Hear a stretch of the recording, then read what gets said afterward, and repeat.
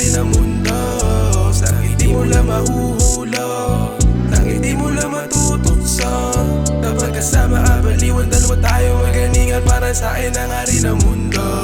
Huwag mo itulad sa dati mo nakilala. Dito ka sa'kin tabi, ako na ang bahala. Para sa iyo handa ako na magkasala. Pinagdadasal kita palagi kay Bathala. Sa'yo tsaka sa pera lang ako na antig.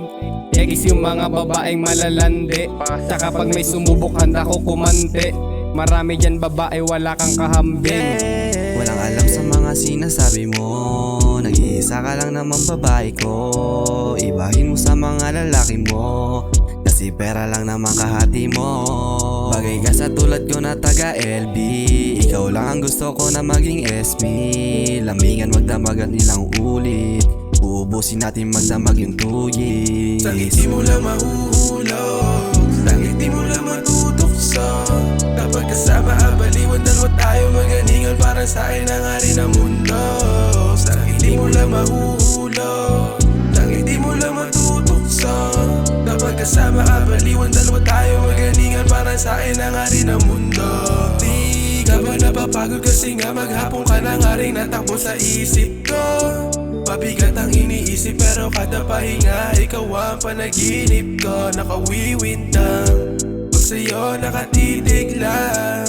Nagbabaka sakali kung sakali mang umamin. Sana nga ay mapagbibigyan, mapagbibigyan. Kapag kasama ka yung mundo ko humihinto, na para bang nalilito.